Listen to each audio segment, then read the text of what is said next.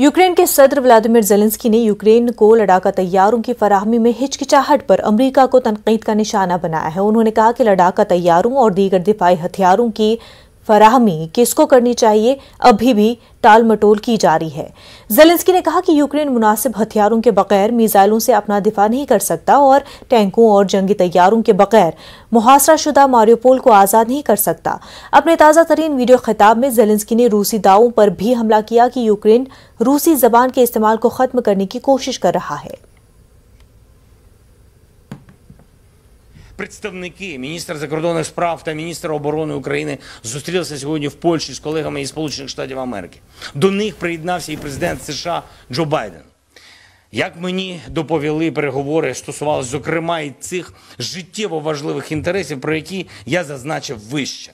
Стосувалося того, що ми дійсно потребуємо, поки продовжується цей пінг-понг, хто і як повинен передати нам літаки та інші інструменти захисту. Україна не може збивати російські ракети з дробовиків, з кулеметів, яких забагато у поставках. А деблокувати Маріуполь неможливо без достатньої кількості танків і іншої бронетехніки та обов'язково, ще раз, літаків. यूक्रेन में जारी रूसी हमलों के दरमियान अमरीकी सदर जो बाइडेन ने पोलैंड में पनाह लेने वाले यूक्रेनी मुहाजिरीन से मुलाकात की। जो बाइडेन ने रात पोलैंड के दारुल हुकूमत में लोगों से खिताब किया। बाइडेन ने अपनी 30 मिनट की तकरीर में रूसी सदर व्लादिमीर पुतिन की शदीद मजम्मत की। अमरीकी सदर बाइडेन ने अपनी तकरीर में रूस पर हमला करते हुए कहा कि व्लादिमीर पुतिन इक़्तिदार में नहीं रह सकते।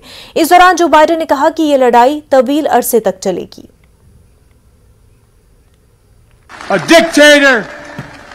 Bent on rebuilding an empire will never erase a people's love for liberty.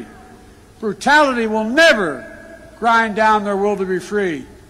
Ukraine will never be a victory for Russia, for free people refused to live in a world of hopelessness and darkness. We will have a different future, a brighter future, rooted in democracy and principle, hope and light, of decency and dignity, of freedom and possibilities. For God's sake, this man cannot remain in power. Joe Biden के इस बयान पर white house ने वजाहत की है और कहा है कि अमरीकी सदर रूस में हुकूमत की तब्दीली के ख्वाह नहीं है।